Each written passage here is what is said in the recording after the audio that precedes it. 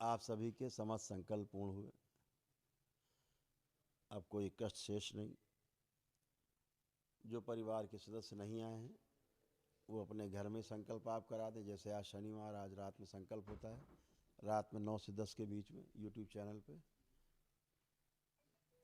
तो उस पर आप संकल्प करा सकते हैं।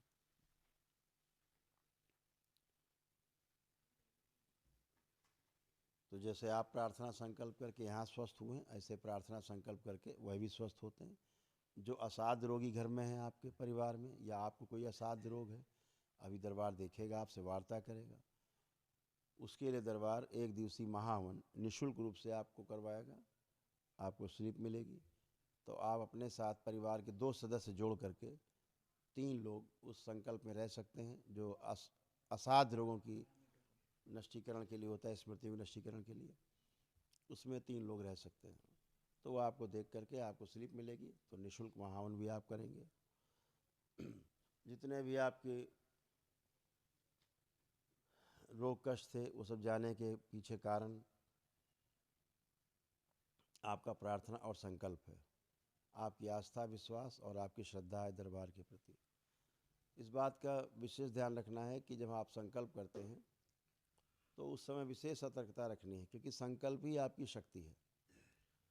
आप संकल्प करते हो वैसा ही घटित होने लगता है, क्योंकि आपके पास ऊर्जा है अनुष्ठान किए उसकी जो विराट ऊर्जा का भंडार आपके पास है। और डीएनए, अगर आपके डीएनए ऊर्जा पथ में 10 लोग हैं तो 10 के पास उतनी ऊर्जा है जितनी आपके पास है। 5 जितनी आग पास के पास है। केवल अपने अपने प्रार्थना संकल्प से आप स्वस्थ होते हैं।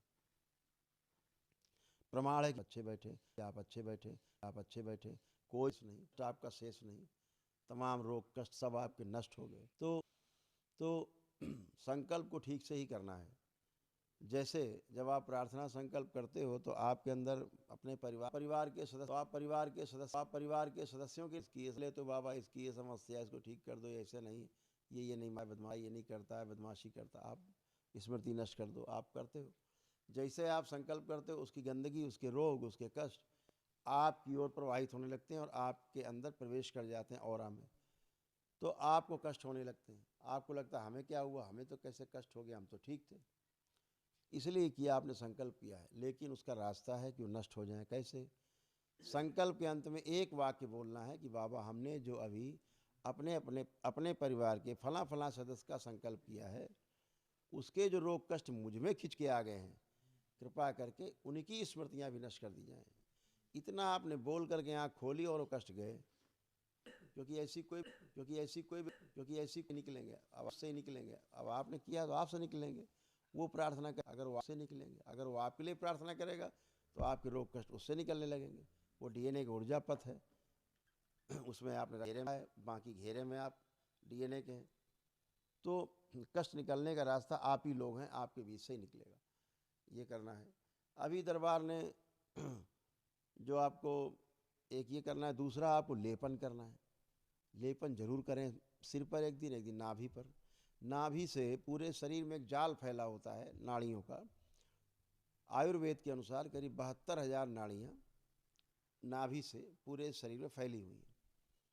इसी तरह से पूरा तंत्रिका तंत्र है जो मस्तिष्क से पूरा फैला हुआ है। इनमें नस नाड़ियों में जब सूजन हो जाती है आंतरिक, तो इसको हटाने का उपाय संसार में अभी तक बना नहीं। अभी तक सारा चिकित्सा विज्ञान फेल है।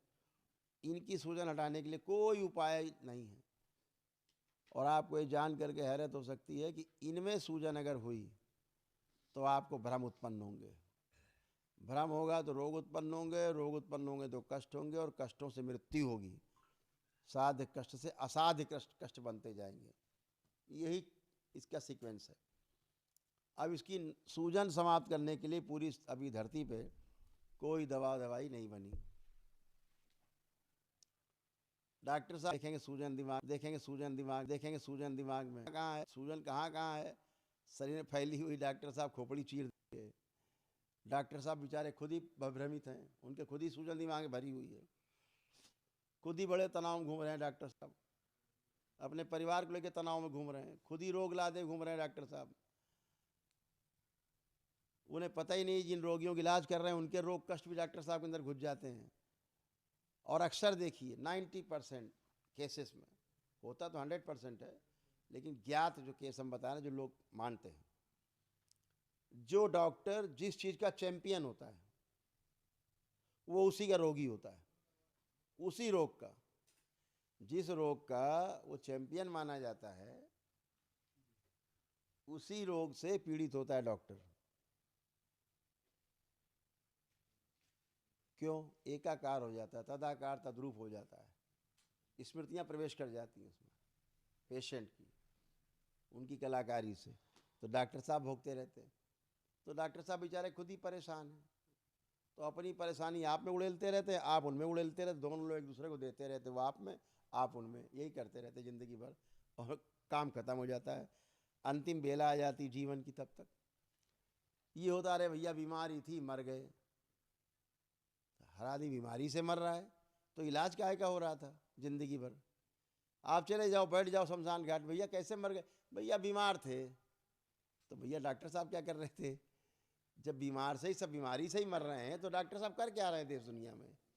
क्योंकि बीमारियों का कोई इलाज तब तक नहीं है जब तक आपके पितृ आपके साथ आपके डीएनए में बैठे हुए हैं, उनकी मुक्ति नहीं हुई है, तब तक डॉक्टर क्या, इनकी 100 पुश्तें भी आकर के आपको स्वस्थ नहीं कर सकते।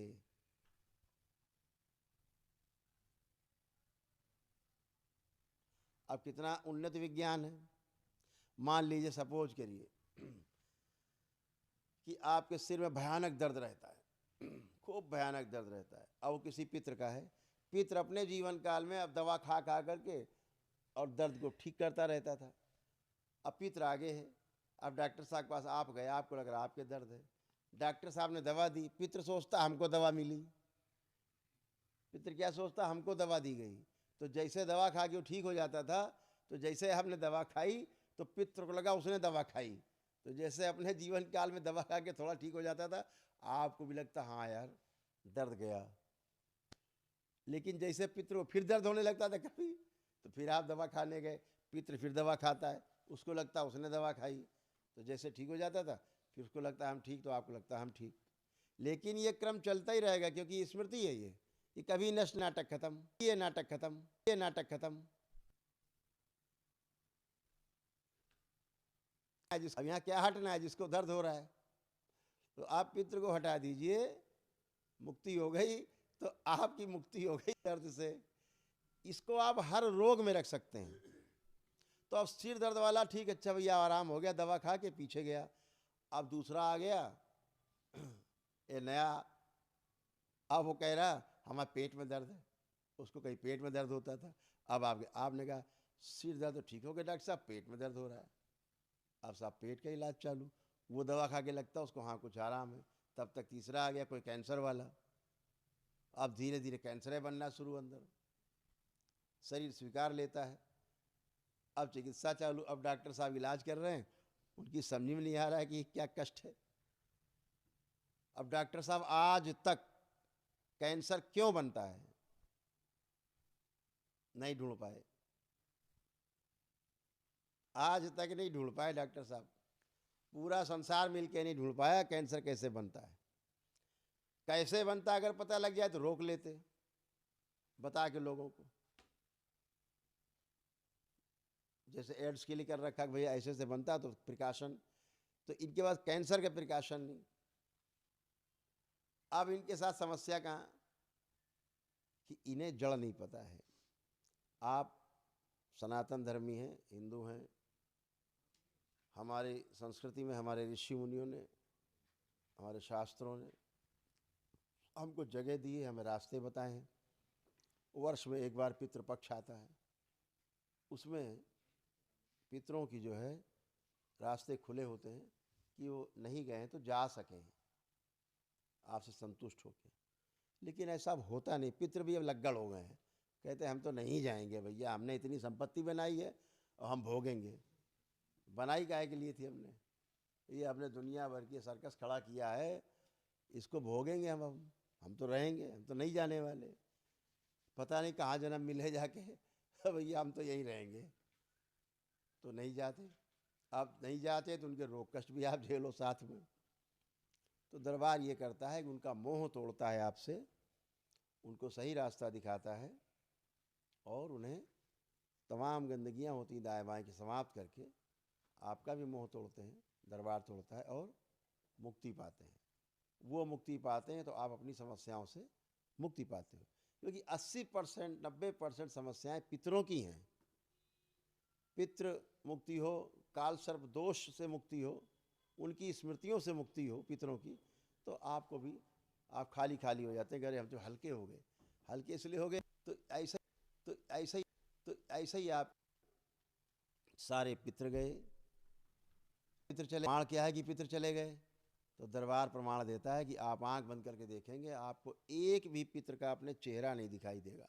चाहे कल ही उसकी मृत्यु क्यों ना हुई हो, आपको उसका चेहरा नहीं दिखाई देगा। आपका काल सर्प दोष कटा, जो आपकी आध्यात्मिक उन्नति में बाधक था, उसका क्या प्रमाण है? तो आंख बंद करके आप देखेंगे तो एक कल्पना करें तो एक जिंदा सर्प आप चलता हुआ नहीं देख सकते, कल्पना में भी नहीं आएगा, सपने में नहीं आएगा, न पितृ के चेहरा सपने में आएगा। तो ये मुक्ति का एक प्रमाण हो गया। काल सर्प दोष से भी आपको मुक्ति मिली, स्मृतियों से मुक्ति मिली पितरों की और अपनी स्वयं की, उनकी रोगी नकारात्मक स्मृतियाँ थी। हर पितृ के मृत्यु के समय की जो स्मृति थी रोग की, वो सबसे प्रबल होती है। तो जब पितृ सामने आएगा तो वो रोग सामने आएगा, वही दिखाई देने लगेगा, वही कष्ट होने लगेंगे। तो वो सारी स्मृतियाँ भी नष्ट हो गई। आपके तमाम जन्मों जन्मों की मृत्यु के समय की स्मृतियाँ थी, वो भी नष्ट हो गई, सब समाप्त। प्रमाण क्या है? एक भी आपके अंदर नेगेटिव थॉट्स नहीं है, किसी के लिए भी नहीं। परिवार के सदस्यों के लिए होते थे, तलाक वलाक से लेके सब मारपीट झगड़ा लड़ाई, वो भी नहीं है। अपने दुश्मन के लिए भी गंदा भाव आपके अंदर नहीं है, आप चेक कर सकते हो। एक भी विचार, एक भी गंदा विचार, एक भी नेगेटिव थॉट्स आप किसी के अंदर शेष नहीं, सब चेक कर सकते हो आंखें बंद करके।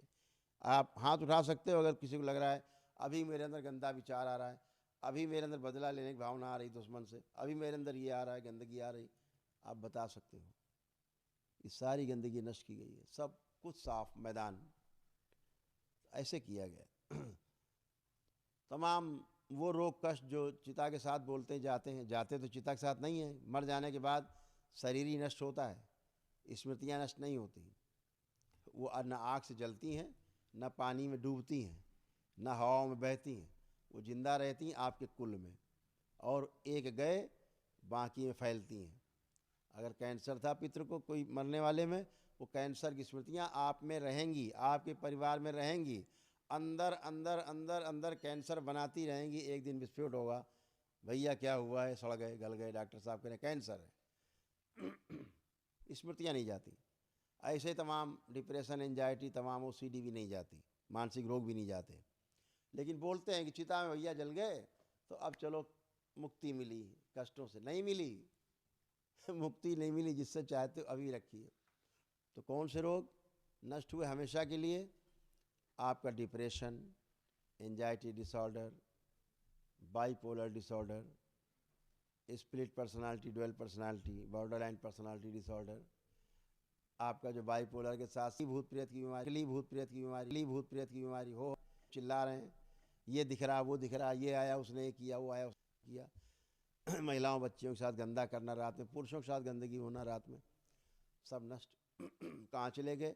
क्योंकि स्मृतियाँ नष्ट हो गई, सारी स्मृतियाँ थी, बाहरी स्मृतियाँ, ये सब नष्ट हो गई। तो नष्ट होने का जो माध्यम है वो आपके द्वारा किया गया संकल्प है, आपके द्वारा की गई प्रार्थना है। आपके पास ऊर्जा होने के कारण वो संकल्प पूरा हुआ है, इसलिए सब नष्ट हो गई।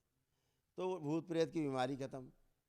ये जो लोग काम चिल्लाते रहते हैं, नकली भूत प्रेत की बीमारी, आपका ही ब्रेन आपको बेवकूफ़ बनाता है। आपका ब्रेन आपको जो है नाच नचाता रहता है, आपको लगता है कोई आ गया, कोई चढ़ गया, कोई घुस गया। अरे भाई, पहले से इतना बारूद मौजूद है अंदर, बाहर से बारूद लेने की आवश्यकता नहीं है। तो ये सब बारूद अपने अंदर ही इकट्ठा रहता है पितरों का। तो वो सब नकली भूत प्रेत की बीमारी, एक ही दिन में ऐसी पेशी पैसा खत्म, हाजिरी वाजरी नहीं। चले जा रहे हैं कहाँ कि प्रेतराज सरकार के यहाँ चले जा रहे हैं, और कहाँ जा रहे हैं, फलानी जगह हाजिरी लगाने जा रहे हैं, फलानी दरगाह में जा रहे हैं हाजिरी लगाने। ऐसा लग रहा है कोई कोर्ट वोर्ट कचहरी खुल गई, हाजिरी लगाने जा रहे हैं, पेशी आ गई। वो कोई पेशी पेशा नहीं, सब नकली बीमारी। एक दिन में ही पेशी पेशा दरबार में ख़त्म हो जाती है। आपने एक दिन का अनुष्ठान किया, वनडे किया, ये सब गायब, हमेशा के लिए गायब, कोई पेशी पेशा नहीं। मस्तिष्क में सूजन रहती है तो मस्तिष्क आपको बेवकूफ़ बनाता है, तो भ्रम होता है, और कुछ नहीं। लेपन करेंगे, एक दिन सिर पे, एक दिन नाभि पे, चला जाएगा। जहाँ 6 महीने आपने किया, हमेशा हमेशा के लिए रोग कष्टों का जनक खत्म हो जाएगा। जहाँ से रोग पैदा होते हैं सूजन से मस्तिष्क के, वही समाप्त।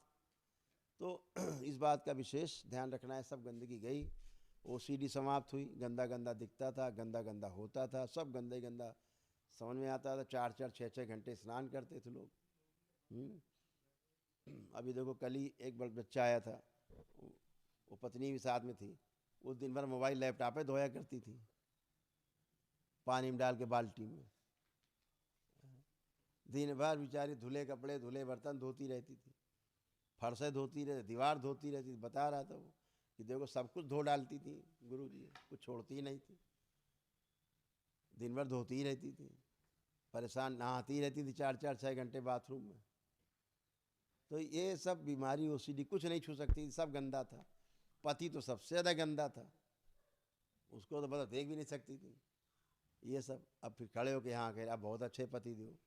तो ये गंदगी सब जो नहीं जाती है जीवन में, ये सब नष्ट हो गई, खत्म हो गई। ये बहुत बड़ी बीमारी है ओसीडी।